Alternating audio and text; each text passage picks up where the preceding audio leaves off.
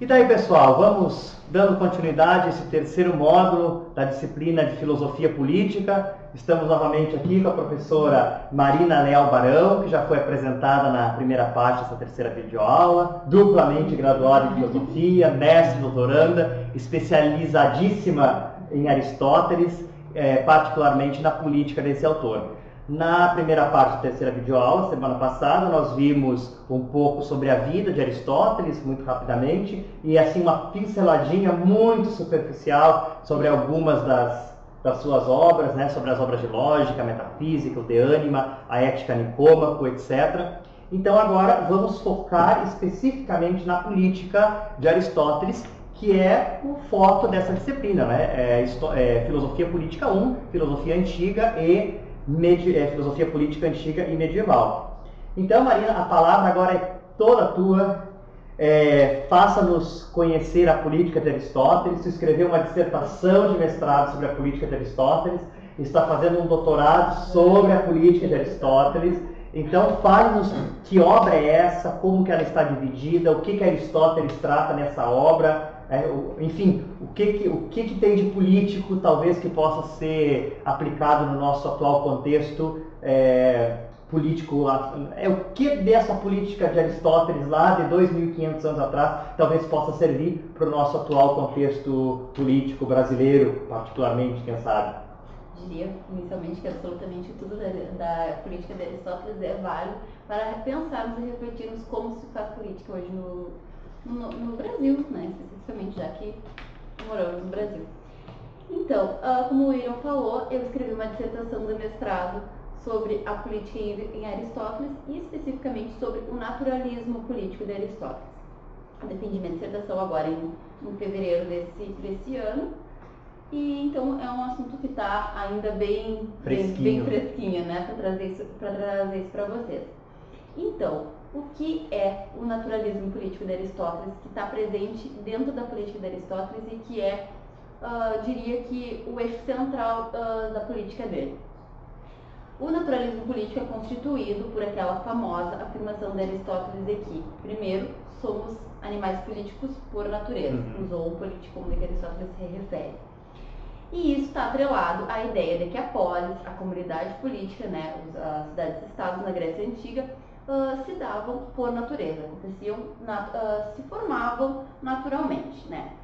Então isso gera diversos problemas dentro da história da filosofia, ao longo da filosofia, discutido por comentadores, especialistas em Aristóteles. Então, que depois os modernos vão discordar dessa concepção de que o Estado é algo que surge naturalmente, né? Provavelmente vocês já estudaram esses autores modernos, os ditos contratualistas, Rousseau, Locke, Hobbes e mesmo Kant, que eles vão dizer que o Estado surge porque as pessoas decidem fazer um Estado. E aí a noção de parte social, de contrato social. Então, para esses autores, não é natural que o homem se organize em sociedade, mas é contratual. Eles fazem um contrato para se organizarem em sociedade. Mas a tese aristotélica é o contrário. Exatamente. Não precisa fazer um contrato. Naturalmente, os homens tendem a se organizar em... É nisso que consiste, então, o naturalismo político de Aristóteles. Essa ideia essencial de que nós, como somos seres políticos, somos seres políticos por quê? Somos os únicos seres dotados de razão. Então, através dessa animalidade política, nós tendemos a nos organizar em comunidade, com vista em um fim. Qual é o fim da vida humana para Aristóteles? A eudaimonia. Então, nos organizamos em comunidades com vista nesse fim, na eudaimonia. Essa questão do naturalismo político, ela está enraizada, atrelada ao que Aristóteles chama de natureza humana. Natureza humana nós podemos entender como aquilo que nós, indivíduos, já nascemos com. Por exemplo, um exemplo mais superficial da natureza humana seria o nosso instinto de sobrevivência. Algo que naturalmente nasce conosco. Tendemos se nos colocarem no meio da selva, a gente vai pelo menos tentar preservar a nossa vida, né? Então, Aristóteles atrela essa noção de que somos seres políticos a ideia de que é algo já natural, algo que nasce com a gente. Naturalmente, nós tendemos a nos organizar em comunidades, porque o fim da nossa vida é a vida humana. Sendo nós, seres dotados de razão, somos os únicos capazes de articular meios para o alcance desse fim. O meio para o alcance do nosso fim, de que Aristóteles se refere, é a vida em comunidade. Só que surgem muitos problemas, né, ao afirmar que o homem é um animal político por natureza e que a polis, a comunidade política, né, aquela ideal, é natural. Por que é natural? Os estudiosos da filosofia de Aristóteles dizem que ela é um artefato da razão, que a polis seria artificial. Por que a polis seria artificial? Porque ela provém da racionalidade prática do homem. E aí muitos pesquisadores usam de afirmações da física de Aristóteles, né, que faz parte desse corpus aristotélico, para negar a naturalidade da polis. Negando a naturalidade da polis a partir dessa afirmação de que ela não pode ser natural se ela é um artefato da razão.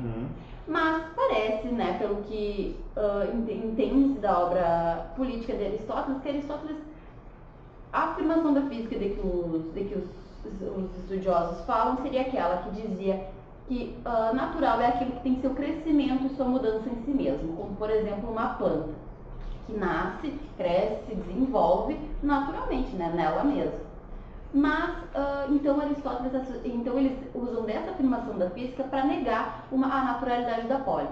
Mas parece que Aristóteles não estava preocupado em inserir conceitos na física para serem interpretados na sua obra política. Por quê? Porque na física ele fala especialmente sobre coisas da natureza, sobre fenômenos físicos, né? Fenômenos ópticos, enfim, coisas inerentes realmente à natureza como a entendemos.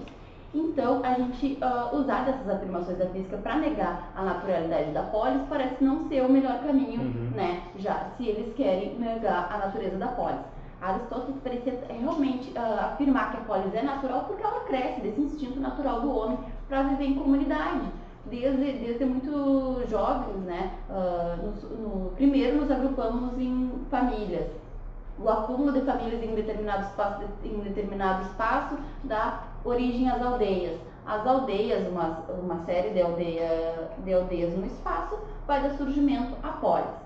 Mas, importante ressaltar que uma polis não é uma polis só porque tem 100 mil pessoas aglomeradas. Uma polis só vai ser uma quando ela tiver uma constituição.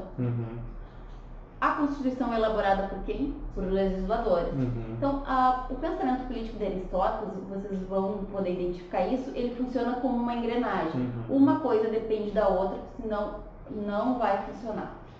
Então, E aí, se nós olharmos por esse ponto de vista, aquela oposição que normalmente a gente vê ao estudar a história da filosofia política, de que os contratualistas se opõem a Aristóteles nesse aspecto do naturalismo político, parece que nem é uma oposição tão grande, porque ainda que naturalmente tendamos a nos organizar em sociedade, isso não retira o fato de que haja a necessidade de se estabelecer uma Constituição. O que é a Constituição senão o contrato social? Até nós não trouxemos para cá a Constituição de Atenas, porque nesse processo aí político, Aristóteles... Não, mas eu acho que está publicado aqui também.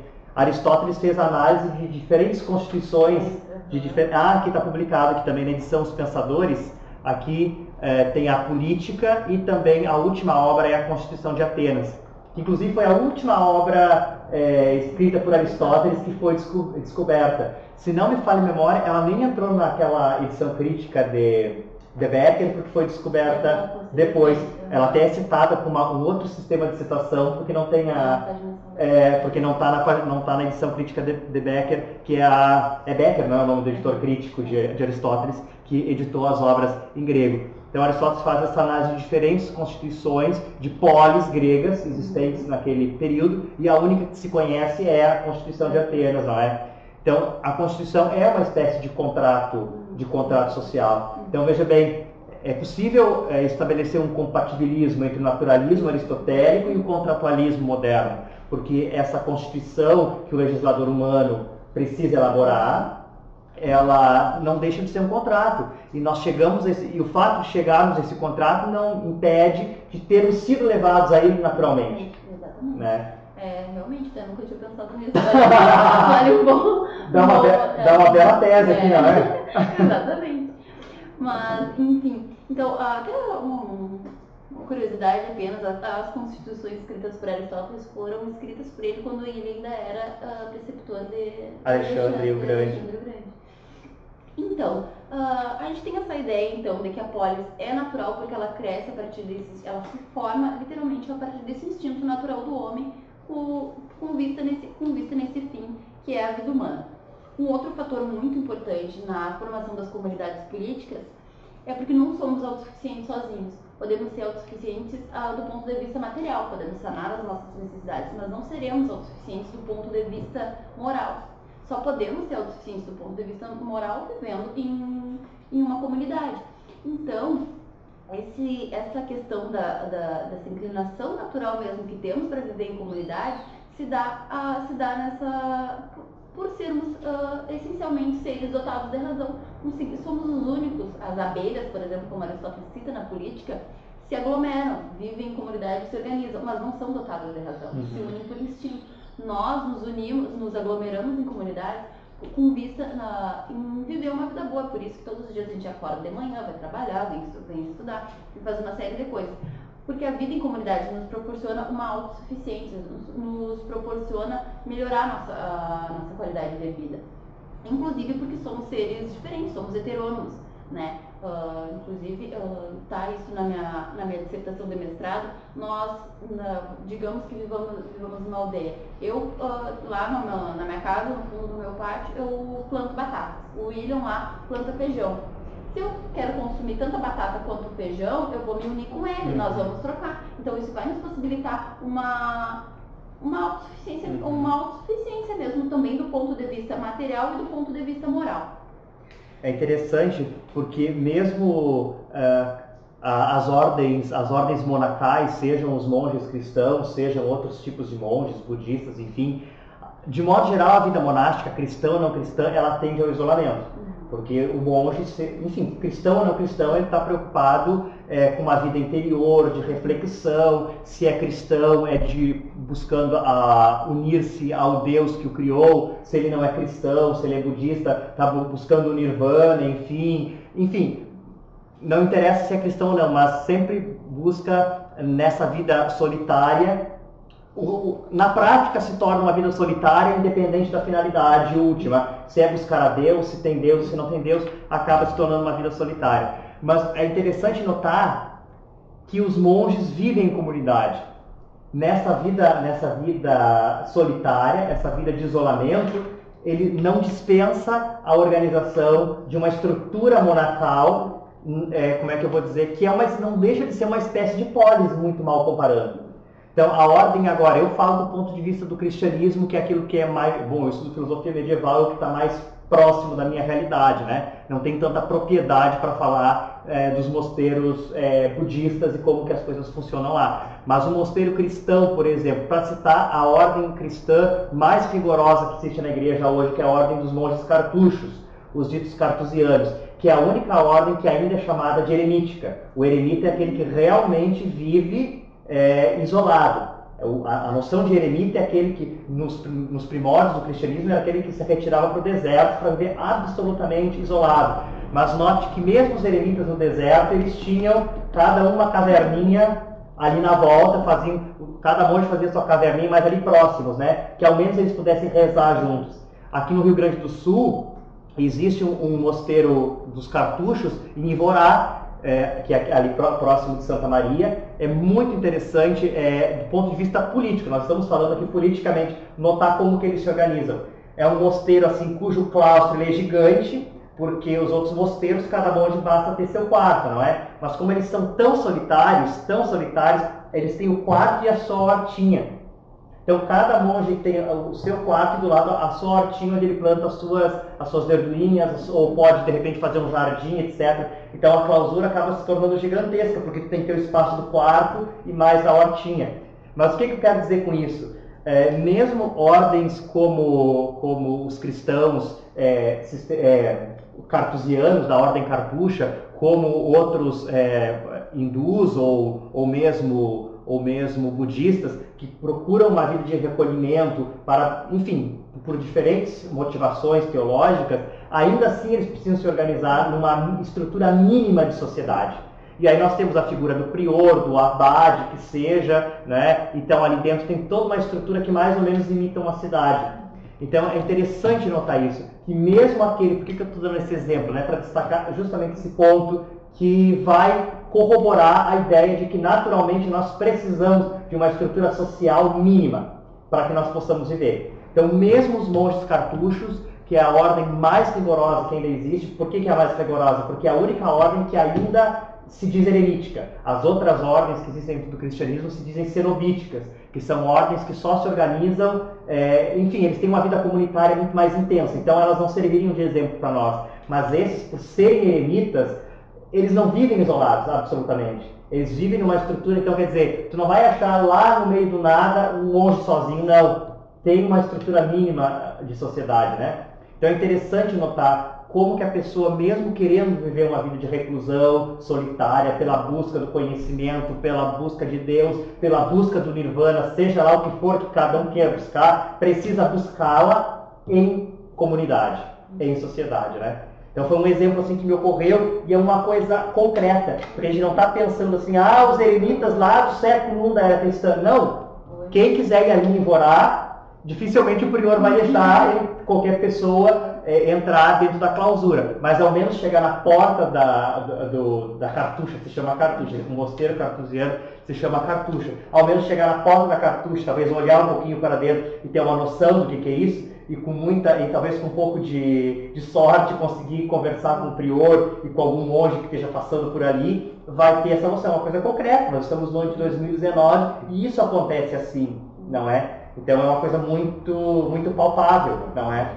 Mesmo os que vivem isolados precisam disso, né? Precisam da vida em comunidade. Não teria como se organizar, como que vai, né? Então ainda que um tenha a sua hortinha ali, que plante uma verdurinha mínima ali, ele precisa do outro, né? Ele precisa do irmão que vai lavar roupa, ele precisa do outro que vai cuidar da cozinha, precisa de uma estrutura... Para si, ser autossuficiente. Exatamente, né? Então, como nós estávamos falando também, a política de Aristóteles, ela funciona como uma engrenagem, exatamente. Então, eu, através da minha inclinação natural, vou me reunir, vou formar minha família, através da família vou dar surgimento às aldeias, enfim, a polis. Chega-se a polis. A polis, como falei, ela só vai ser uma se tiver uma constituição. Aí entra a parte da engrenagem da política de Aristóteles. Por quê? A constituição ela é elaborada por alguém, chamado de legislador. Esse legislador que vai elaborar a Constituição, ele precisa ser um legislador virtuoso, preocupado com o bem comum, preocupado em fornecer aos membros da cidade a tão almejada autossuficiência, né? A tão almejada vida boa, que vai propiciar a eudaimonia. Então, se o legislador não for um indivíduo virtuoso, que não tenha se preocupado em estabelecer na Constituição uma Constituição que abarque o bem comum, ela já vai aí ter um problema, né? O cidadão, aí entra o problema do cidadão. Bom, o legislador elaborou uma Constituição não preocupada com o bem comum. O cidadão não vai conseguir exercer o seu papel. Qual é o papel do cidadão? Obedecer à Constituição. Ele só vai obedecer à Constituição, só vai seguir o que diz ali, se ela for uma boa Constituição, se ela estiver preocupada com a justiça, tiver, né, essas preocupações inerentes à boa vida, né, à vida comum. Aí há uma série de fatores que fazem parte da polis. Magistrados. Precisamos ter magistrados virtuosos. Se não tivermos magistrados virtuosos, eles não serão capazes de julgar casos com a devida justiça, né, enfim. Então, isso demonstra que o pensamento político de Aristóteles, ele é uma engrenagem. Se uma coisinha estiver fora do eixo, ela não vai funcionar. Ela não vai atingir o seu fim. A política aristotélica tem ética. É. A política, não se faz política aristotelicamente falando sem ética, né? É preciso que o legislador seja virtuoso, é preciso que o magistrado seja virtuoso, é preciso que o governante seja virtuoso. Que os cidadãos consigam exercer a sua virtude através da obediência à Constituição, senão nada vai fugir sabe, não vai fluir da maneira que deve fluir. O fim da polis vai estar extremamente comprometido. Essa coisa da obediência à Constituição é algo do pensamento aristotélico, mas é algo muito grego em geral. Vejam bem o exemplo da execução de Sócrates, por exemplo, né? Que foi oferecido. Bom, havia subterfúgios legais para a condenação de Sócrates, os quais foram propostos. Ele poderia ter proposto uma multa, que hoje nós chamaríamos de uma fiança, não é? Foi proposto o exílio também, que era uma alternativa, não é? Nenhuma das duas Sócrates aceitou, que seriam subterfúgios legítimos, legais, não é? Mas mesmo assim, depois de tudo isso, quando ele já estava preso para ser executado, veio o Críton lá com a proposta de fuga, não é? Então esse sim seria uma alternativa ilegal. Né? Então Sócrates dizia assim, olha aqui, ó, se nem as alternativas legais, que era a multa, não é? A fiança, e o exílio eu não aceitei, eu vou aceitar fugir agora, né? O que está por trás de tudo isso? A ideia da obediência às leis. E aí tem todo aquele lá no Críton aparece, o Sócrates faz um discurso onde ele personifica as leis. O que as leis me diriam? As leis são o quê? A Constituição de Atenas, né? Foi a cidade de Atenas, através dos juízes atenienses que condenaram Sócrates. O que as leis, né, se elas se personificassem, o que elas diriam? Mas nós que te damos a vida, ou que te demos, né? Nós que te demos a vida, nós que te fizemos aquilo que tu és, agora tu nos traz fugindo e te subtraindo do nosso poder. Então essa ideia assim de que acima de tudo, a gente tem que ter cuidado até com essa expressão, e não sei o que é acima disso, não sei o que é acima, né, no nosso atual contexto político, mas enfim, no contexto ali, o que Sócrates está querendo dizer, acima de tudo está as leis, isto é, a Constituição. Né? Então, por isso é preciso que a Constituição seja justa, seja razoável e tenha em vista o bem comum, porque senão o cidadão não vai conseguir cumpri-la. Porque, veja bem, Sócrates ainda era uma pena de morte a que ele foi condenado. Naquele momento ele achou, não, eu devo obedecer à Constituição.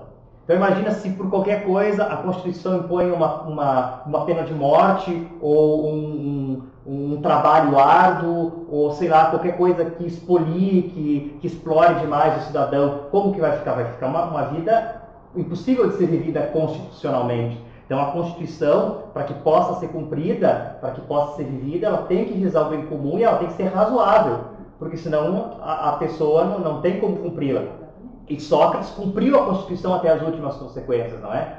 Então, quando a Constituição não pode ser cumprida, algum detalhe dela precisa ser revisto, ser mudado, né? Então, esse exemplo de Sócrates assim, ilustra bem como que para os gregos a Constituição era algo muito importante. As leis eram muito importantes, quase como que uma entidade ontologicamente existente, né? Porque Sócrates ali, através daquela alegoria, personifica as leis e diz, as leis diriam isto, se eu fugisse. Né? Se eu não me submetesse à lei, à penalidade que legalmente me foi imposta, que era a execução. Né? Então ele arcou com a própria vida para cumprir a Constituição. Né? Exatamente, isso é um bom exemplo assim, como as constituições eram levadas a sério no período antigo. Né? Então, as outras curiosidades sobre a política é que no livro 3 Aristóteles fala sobre os regimes, né?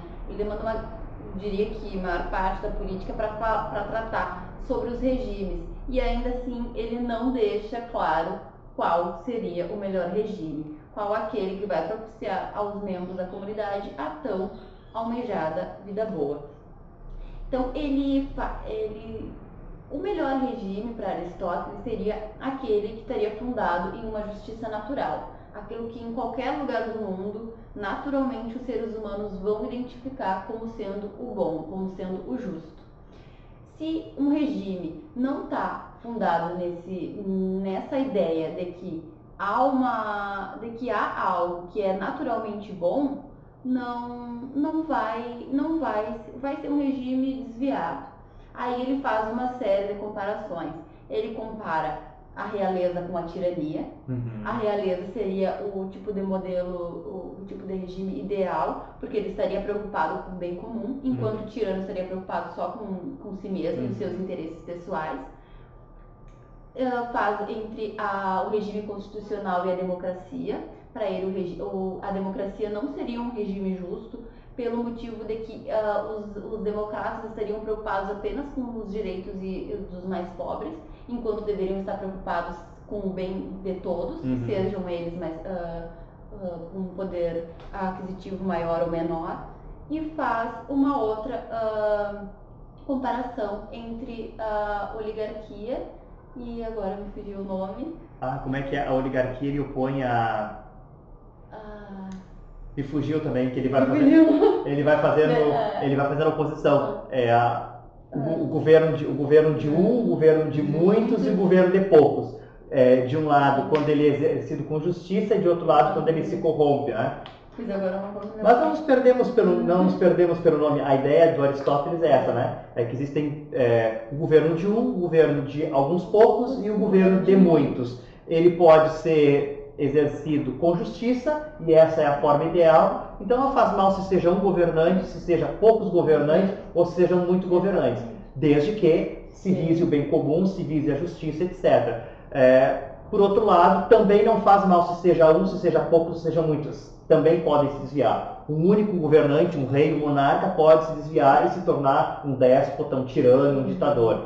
Um governo de poucos, né, também pode se desviar, né, de 2, de 3 ou de 4, né, pode se desviar também e acabar, como nós falávamos ontem, acabar transformando a Constituição em algo invivível, algo impraticável, onerando, né, demasiadamente os cidadãos de uma determinada sociedade. E o mesmo pode acontecer também quando muitos são os governantes, pensando assim num sistema federativo, como o caso do Brasil, porque nós poderíamos considerar os governadores do estado com o presidente, né? Então nós teríamos aí quantos governantes, né? Que é uma espécie de governo de muitos também, não é? Então essa parte essa é a ideia do... Então é exatamente isso. Não importa se é um, se são muitos. O importante é que eles estejam preocupados em estabelecer o bem comum, não exercer o poder apenas com base em seus interesses, né? Então, é exatamente isso. É a ideia de que qualquer que seja o governo, seja um rei ou seja um presidente, enfim, tem formas de governo, regimes, tem várias, né? Seja um primeiro-ministro, seja presidencialismo, seja parlamentarismo, seja monarquia, seja lá o que for, né? Porque aí as coisas se agrupam. Pode ser uma monarquia parlamentarista, pode ser um presidencialismo parlamentarista, pode ser um presidencialismo... Não, presidencialismo parlamentarista não dá. Mas, enfim, pode ser diferentes formas de...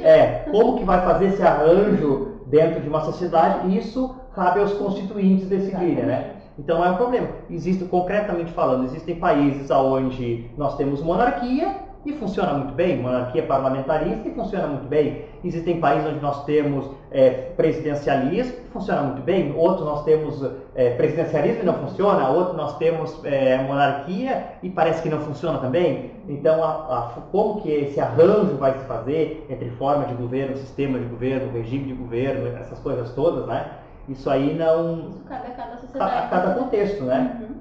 O importante é apenas que elas estejam preocupadas em fornecer aos seus cidadãos, aos seus membros, a vida boa. Exatamente, né? E aí essa deve ser a preocupação. A preocupação é a finalidade última do Estado, né? Exatamente. O que mais tem a nos falar, talvez, Marina? Tu queira falar um pouco sobre o teu projeto de doutorado? Isso tudo que tu nos falou agora, que a gente conversou, foi sobre basicamente sobre a tua dissertação, que a ideia geral, o fio condutor é o naturalismo político de Aristóteles, né? Mas talvez tu pudesse mencionar um pouco em que consiste o teu projeto de doutorado, o que tu está pesquisando agora? Bom, então, o meu projeto de doutorado é fruto da minha dissertação. É possível quando a gente começa a estudar um tema, a gente vamos percebendo que precisamos aprofundar em outras áreas. Ao escrever a minha dissertação, eu notei que Aristóteles fala muito de que precisamos de legisladores virtuosos, magistrados virtuosos, cidadãos virtuosos. A pergunta que de imediato me ocorreu: como estabelecer a virtude desses cidadãos? Então, o meu projeto de doutorado é como a educação moral vai ser uma condição de possibilidade para o alcance da autossuficiência da polis.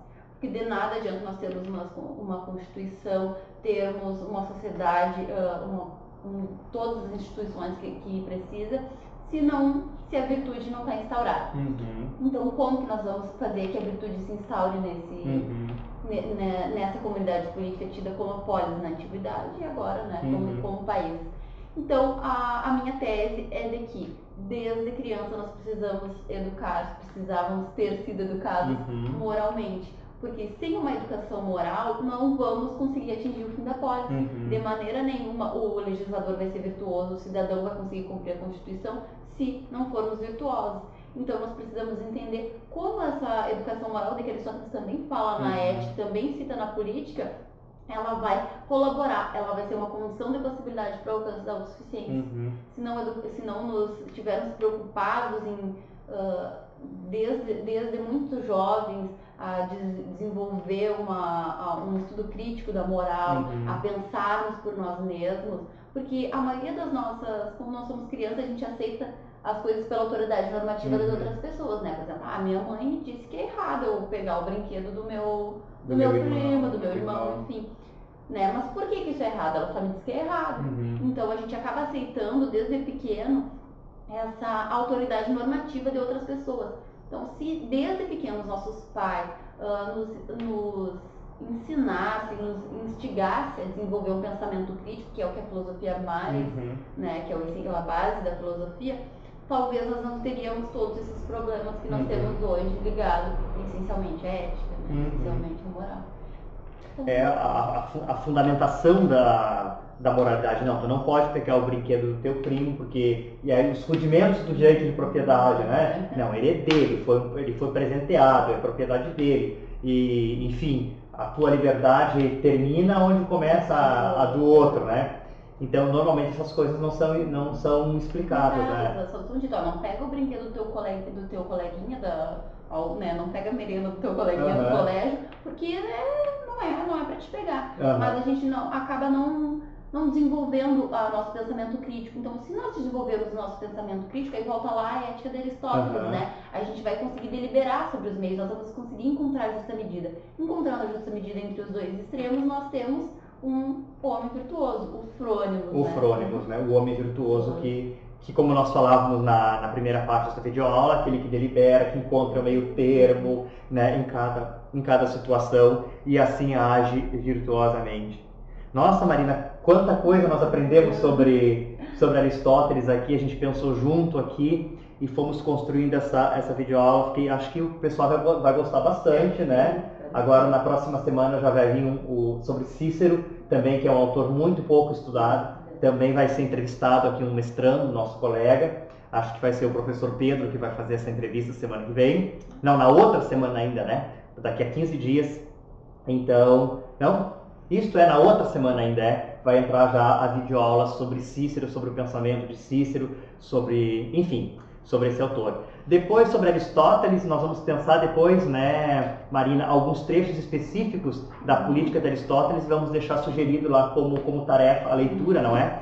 Então, não vamos obrigar que seja lida a política toda de Aristóteles, porque a gente sabe, né, que são 5 disciplinas que estão sendo cursadas e ninguém vai ter tempo tempo e paciência, talvez, para ler isso aqui. Então, o menos é mais, como dizia o meu professor de lógica lá em Santa Maria. Então, vamos separar alguma parte da política de Aristóteles e vamos deixar indicada ali como tarefa para ser lida. Talvez algum aspecto que enfatize mais essa questão do naturalismo, já que nós falamos bastante sobre isso. Depois a gente escolhe um trecho que fale...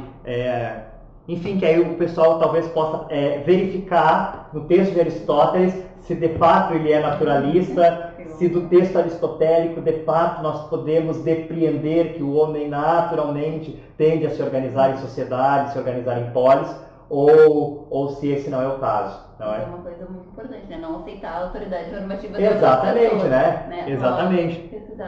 De repente até podemos indicar os trechos da física de Aristóteles, aonde Aristóteles, né, deixamos lá como sugestão, mas acho que isso é complicado demais para a graduação, né? Eu acho que só ler alguns trechos da política, aonde Aristóteles fala desse, vamos colocar, suposto naturalismo e verificar se de fato é ou não é assim, conforme a Marina defende, né? Ela está convencida de que Aristóteles é naturalismo, escreveu uma dissertação para provar que Aristóteles é naturalista. Agora, qual é a nossa tarefa? Como bons estudantes críticos, né? Ir lá e verificar no texto de Aristóteles se de fato isto é o caso ou não. Depois vamos ver exatamente alguns trechos da política, onde Aristóteles mais especificamente trata sobre isso, e vamos deixar lá indicado para vocês.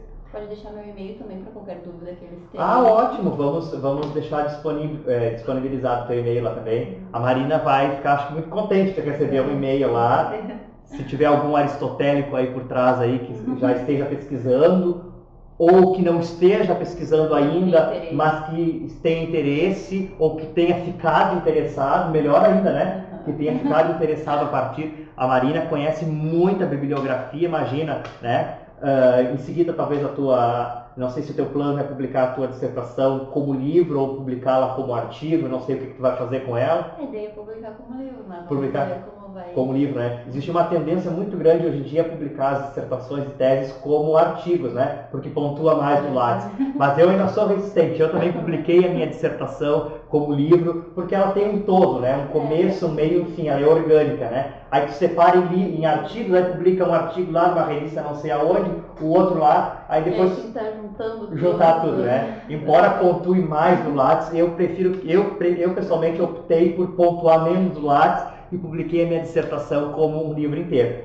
Parabéns por tu, por tu querer publicá-la também assim. Mas de repente, se alguém quiser também lê-la, tu também pode disponibilizar o arquivo também, né? Vai estar disponível também na biblioteca da UFPEL. Em seguida lá na Guaiaca, que é o nome do repositório da UFPEL, Guaiaca, né? Fica disponível lá, e depois no repositório de teses e monografias da CAPES também vai ficar disponível em seguida. Isso também vai estar disponível aí, só botar lá na Marina Leal Barão que vai aparecer. Mas se tiverem interesse também é só me mandar um e-mail que eu envio o PDF. Também. Marina, muitíssimo obrigado mais uma vez pela tua disponibilidade, por tu ter... Eu não teria condições de ter falado tão brilhantemente com tanto conhecimento de Aristóteles, né, como tu fizeste. Muito obrigado. Isso aí, pessoal. Até a próxima. Tchau, tchau.